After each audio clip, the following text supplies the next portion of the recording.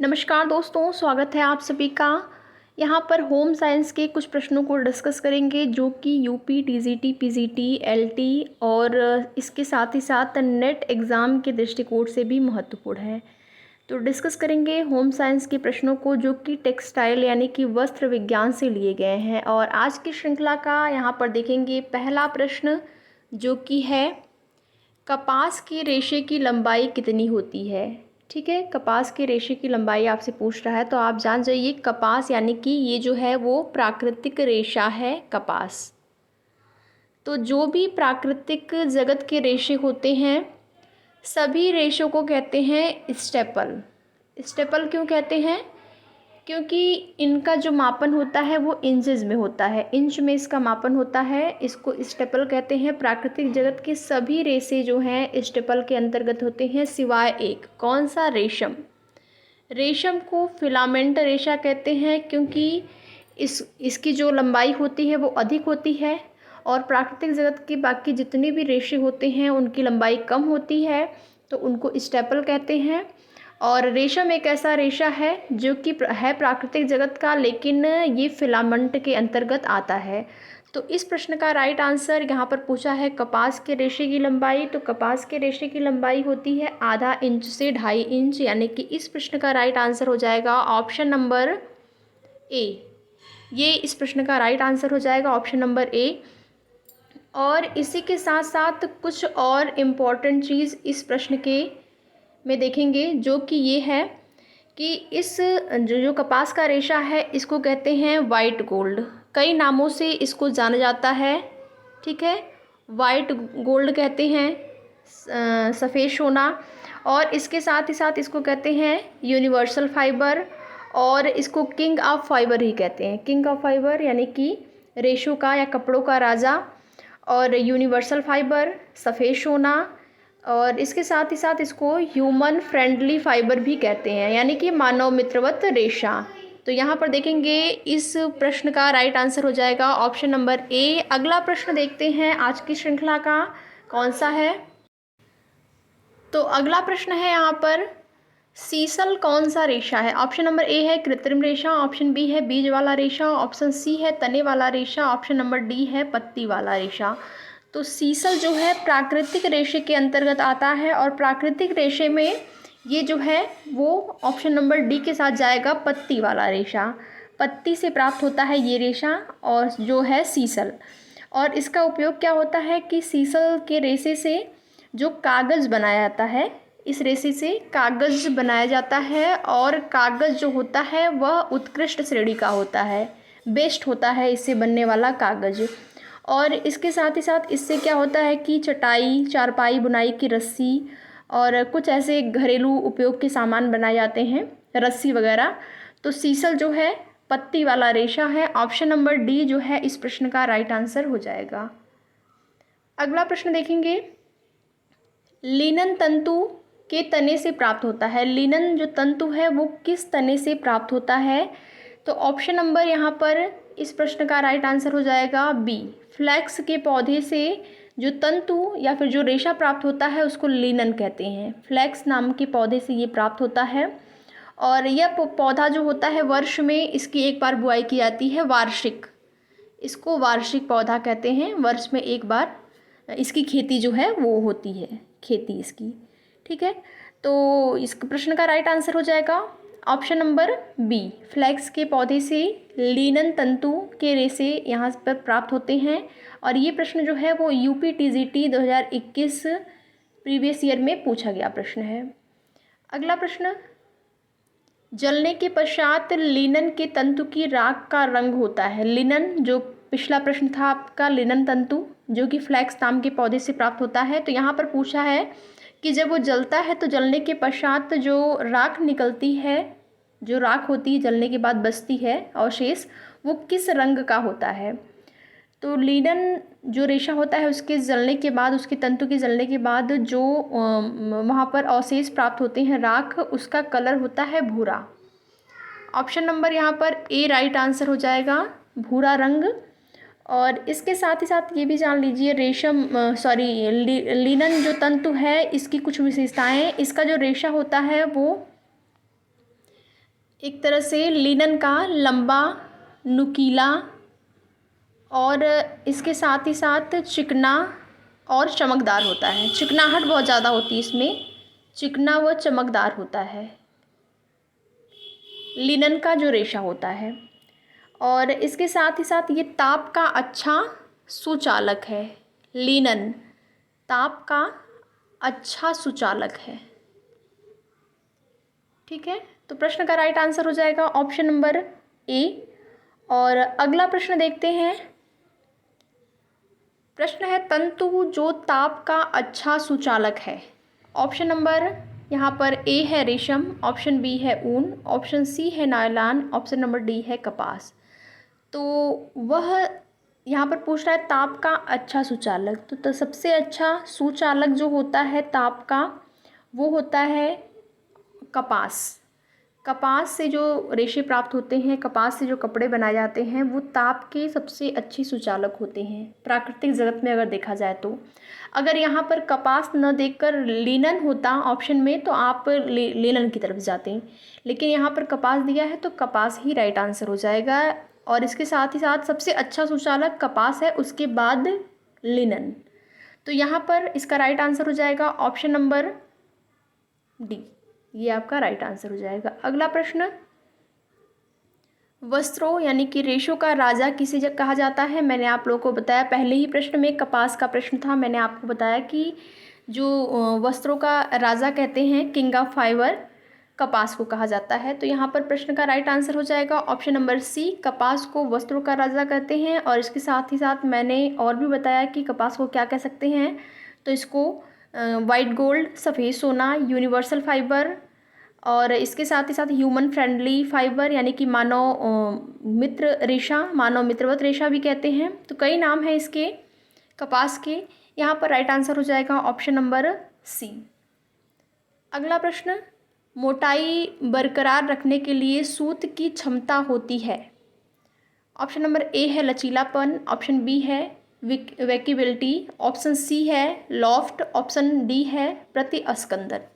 मोटाई बराबर रखने के लिए सूत की क्षमता को क्या कहते हैं, ये पूछ रहा है प्रश्न में। तो राइट आंसर हो जाएगा लॉफ्ट। मोटाई जो बरकरार अगर रखनी होती है सूत की, तो उसकी जो क्षमता होती है उसको यहाँ पर लॉफ्ट कहते हैं। प्रतिस्कंदता तो वो होता है जो कि रेशे को दबाया जाए, उसके बाद छोड़ दिया जाए तो वो अपने पुनः स्थिति में आ जाए दबाने के बाद, वो होता है प्रतिस्कंदता। दबाने के बाद रेशे को दबा दें, फिर उसके बाद छोड़ दें अगर, तो वो पुनः अपनी स्थिति प्राप्त कर लेता है। तो यहाँ पर राइट आंसर हो जाएगा लॉफ्ट कहते हैं मोटाई बरकरार रखने के लिए सूत की क्षमता को। ऑप्शन नंबर सी जो है इस प्रश्न का राइट आंसर हो जाएगा। अगला प्रश्न यहाँ पर देखेंगे, कॉटन शब्द अरबी शब्द कोटोन या क्यूटून से लिया गया है, जिसका अर्थ है, कॉटन शब्द जो है वो अरबी शब्द से लिया गया है। ये शब्द है कोटोन या क्यूटून भी कहीं कहीं लिखा हुआ आता है। तो इसका अर्थ यहाँ पर पूछ रहा है क्या है। ये प्रश्न आपका DSSB PGT में पूछा गया है। ठीक है, DSSB PGT में ये प्रश्न आपका पूछा गया है। तो इस प्रश्न का राइट आंसर हो जाएगा ऑप्शन नंबर डी, जीते हुए प्रदेश में पाया जाने वाला पौधा होता है, इसका अर्थ कोटोन या क्यूटून का। प्रश्न का right answer option number D. अगला प्रश्न है, लिनन कहाँ से प्राप्त किया जाता है। तो आपने पिछला प्रश्न भी किया, इसी प्रकार का प्रश्न था। लिनन जो है वो फ्लैक्स के पौधे से प्राप्त होता है।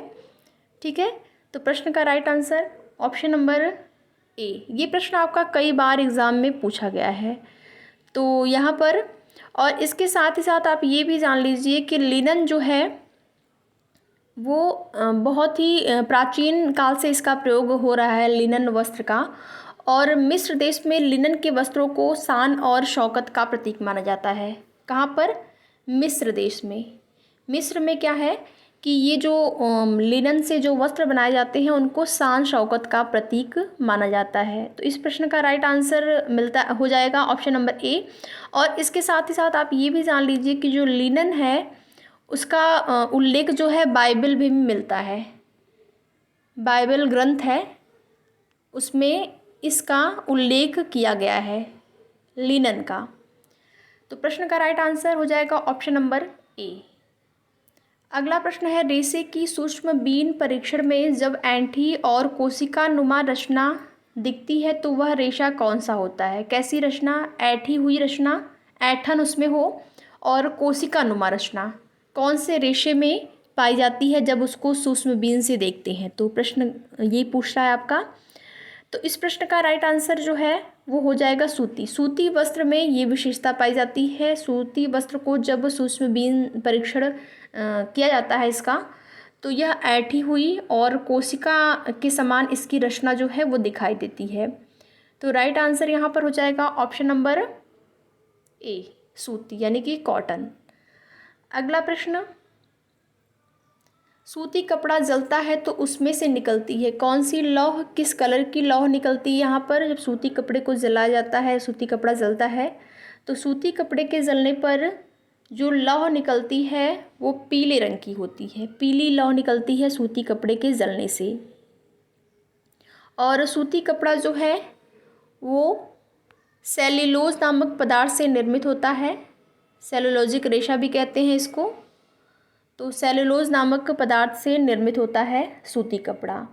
और इसमें कौन कौन से तत्व होते हैं सेलुलोज में यानी कि सूती कपड़े में? तो कार्बन, हाइड्रोजन और ऑक्सीजन, ये होते हैं इसमें, कार्बन, हाइड्रोजन और ऑक्सीजन। ठीक है, तो प्रश्न का राइट आंसर यहाँ पर हो जाएगा ऑप्शन नंबर सी, पीली लौ निकलती है। और जो राख होती है वो भूरे रंग की होती है। ये लौ पूछ रहा है यहाँ पर, तो लौ जो है वो पीली निकलती है और जो राख होती है वो राख होती है भूरे रंग की। ठीक है, भूरे रंग की राख होती है। अगला प्रश्न, सॉरी सेम वही प्रश्न है। अगला प्रश्न है, निम्न में से कौन तने वाला तंतु नहीं है? तो ऑप्शन नंबर ए है लिनन, ऑप्शन बी है जूट, ऑप्शन सी है हेम्प, ऑप्शन नंबर डी है कॉपोक। यहाँ पर पूछ रहा है आपसे तने वाला तंतु कौन सा है। तो तने वाला जो तंतु है यहाँ पर पूछ रहा है तने वाला तंतु नहीं है कौन सा। तो जो यहाँ पर कॉपोक है, कापोक, ये तने वाला तंतु नहीं है। बाकी लिनन, जूट और हेम्प ये जो है तीनों वो तने वाले तंतु हैं। यहाँ पर कापोक जो है वो तने से नहीं बल्कि वृक्ष के फल से प्राप्त होता है। ठीक है, ये जो कापोक है वो वृक्ष के फल से प्राप्त होता है। और लिनन, जूट, हेम्प ये तीनों जो हैं वो तने वाले हैं, तने से प्राप्त होते हैं। तो प्रश्न का right answer option number D, कापोक। अगला प्रश्न है, दबाने, मोड़ने एवं सिकुड़ने के पश्चात पुनः अपने आकार को प्राप्त करने की रेशे की योग्यता जो है वो क्या कहलाती है? जब किसी भी रेशे को दबाते हैं, मोड़ते हैं, सिकुड़ता है, उसके बाद पुनः अपने आकार में आ जाता है। मैंने आपको एक प्रश्न था पीछे, उस प्रश्न में मैंने आप लोगों को बताया कि जो भी रेशे होते हैं या फिर जो भी वस्त्र उसको दबाने पे, मोड़ने के बाद पुनः अपनी स्थिति प्राप्त कर लेते हैं उसको कहते हैं प्रत्यास्थता। ऐसे वस्त्रों में जो गुण होता है उस गुण को कहते हैं प्रत्यास्थता का गुण। प्रश्न का राइट आंसर ऑप्शन नंबर यहाँ पर हो जाएगा बी। ठीक है, अगला प्रश्न देखेंगे, सूक्ष्मदर्शी परीक्षण में कौन सा तंतु ऐसा है जो कि चपटा व बल खाए हुए फीते के समान दिखाई देता है? जब सूक्ष्मदर्शी परीक्षण होता है तो कौन सा ऐसा तंतु है जो कि चपटा हो दिखाई देता है और उसके साथ ही साथ बल खाए हुए फीते के समान दिखाई देता है? तो ये जो वस्त्र है, ये जो विशेषता है वो पाई जाती है कपास में। प्रश्न का राइट आंसर हो जाएगा ऑप्शन नंबर डी, यहाँ पर कपास की ये विशेषता है। ठीक है, तो प्रश्न का राइट आंसर ऑप्शन नंबर यहाँ पर हो गया डी। अगला प्रश्न यहाँ पर देखते हैं क्या है। लिनन यानी कि फ्लैक्स, लिनन जो रेशा होता है फ्लैक्स के पौधे से प्राप्त होता है, मैंने आप लोग को बताया। तो वही यहाँ पर पूछ रहा है कि लिनन फ्लैक्स का क्रॉस सेक्शन दर्शाता है कि वह बहुकोण है, अंडाकार है, त्रिकोण है या फिर रेखन के आकार का है। तो यहाँ पर यहाँ इसकी विशेषता पूछ रहा है कि जो क्रॉस सेक्शन होता है वो क्या दर्शाता है। तो दर्शाता है कि लिनन जो होता है या फ्लैक्स के पौधे से जो लिनन नाम का रेशा प्राप्त होता है वह होता है बहुकोणीय। क्या होता है? बहुकोणीय, या फिर कहीं कहीं पंचकोण भी लिख कर आता है। अगर बहुकोण ऑप्शन में नहीं होगा, यहाँ पर दे देगा पंचकोणी, तो आप उसको भी राइट कर सकते हैं, जैसे अगर बहुकोटि नहीं हुआ तो। ठीक है, तो राइट आंसर हो जाएगा ऑप्शन नंबर ए। अगला प्रश्न, किस उत्पाद के लिए ओटाई की आवश्यकता होती है? ऑप्शन नंबर ए है नायलॉन, ऑप्शन बी है रुई, ऑप्शन सी है रेशम, ऑप्शन नंबर डी है उक्त सभी के लिए। यहाँ पर पूछा है ओटाई की आवश्यकता होती है, तो ओटाई की जो आवश्यकता होती है वो होती है यहाँ पर, तो ओटाई मीन्स यहाँ पर होता है गिनिंग, जो गिनिंग की प्रक्रिया होती है उसी को कहते हैं ओटाई। ठीक है, गिनिंग की प्रक्रिया को ही ओटाई कहते हैं। तो पूछ रहा है किस उत्पाद के लिए ओटाई की आवश्यकता होती है, तो आवश्यकता होती है ऊन के लिए। ऊन के लिए ऑप्शन नंबर जो बी है वो राइट आंसर हो जाएगा यहाँ पर इस प्रश्न का। ओटाई की आवश्यकता जो होती है वो रुई में होती है, रुई में होती है। ठीक है, तो प्रश्न का right answer option number B होता है। ये प्रक्रिया कैसे होती है ओटाई की? हाथ से भी की जाती है या फिर गिनिंग मशीन आती है उस मशीन से की जाती है। उसमें सफाई की जाती है रुई की, जो भी कोए वगैरह होते हैं उसको निकाला जाता है और गंदगी जो होती है उसको साफ़ की जाती है। यही प्रक्रिया जो है उसको गिनिंग की प्रक्रिया कहा जाता है। तो ऑप्शन नंबर बी जो है इस प्रश्न का राइट आंसर हो जाएगा। अगला प्रश्न है, निम्न में से कौन सा तने से प्राप्त होने वाला रेशा है? तने से प्राप्त होने वाला रेशा यहाँ पर पूछ रहा है। ऑप्शन नंबर ए है कपास, ऑप्शन बी है रेशम, ऑप्शन सी है लिनन और ऑप्शन नंबर डी है रेयॉन। तो तने से प्राप्त जो रेशा है वो है लिनन। लिनन जो है आपका तने से प्राप्त होने वाला रेशा है। और कौन सा यहाँ पर, यही पर प्रश्न भी पूछ रहा है तने से प्राप्त होने वाला रेशा। ठीक है, तो लिनन जो है वो फ्लैक्स नाम के पौधे से प्राप्त होता है और ये तने से प्राप्त होने वाला है। और भी तने से प्राप्त होने वाले रेशम जो रेशे होते हैं वो लिनन के साथ साथ यहाँ पर हेम्प जो है वो भी प्राप्त होता है तने से, और जूट भी तने से प्राप्त होता है। तो इस प्रकार से तने से प्राप्त होने वाले रेशम जो ये रेशे हैं ये होते हैं। तो right answer option number C हो जाएगा यहाँ पर। अगला प्रश्न है, लिनन द्वारा निर्मित महीन बुना हुआ कपड़ा है। लिनन जो रेशा होता है उससे बुने हुए जो महीन कपड़े होते हैं उसको पूछ रहा है क्या कहते हैं, तो उसको कहते हैं ऑप्शन नंबर यहाँ पर राइट आंसर हो जाएगा बी, सॉटिन कहते हैं उसको। क्या कहते हैं? सॉटिन। ठीक है, लिनन जो है वानस्पतिक जगत से प्राप्त होने वाला रेशा है, वानस्पतिक जगत से। और अगला प्रश्न यहाँ पर देखेंगे, सूची 1 को सूची 2 से यहाँ पर सुमेलित करना है। सूची 1 और सूची 2 में क्या क्या चीज़ें दी गई हैं यहाँ पर देखेंगे। इस प्रकार के जो प्रश्न हैं वो आपके पीजीटी में भी बनते हैं, इसके साथ ही साथ नेट में ज़्यादातर इस प्रकार के प्रश्न बनते हैं जिसमें कि कूट दिया होता है, 2 अलग अलग लिस्ट या सूची दी गई होती है, उसको मिलाना होता है, फिर उसको क्रम से लगाना होता है, चाहे तो उसको आरोही क्रम में लगा देने के लिए कहे, असेंडिंग या डिसेंडिंग आर्डर में, इस प्रकार से। तो यहाँ पर देखेंगे कपास, अनानास, अलसी, नारियल के जटा। यहाँ पर पूछा गया है कि ये जो रेशे हैं वो किससे प्राप्त हो रहे हैं। तो कपास जो है वो प्राप्त होता है बीज से।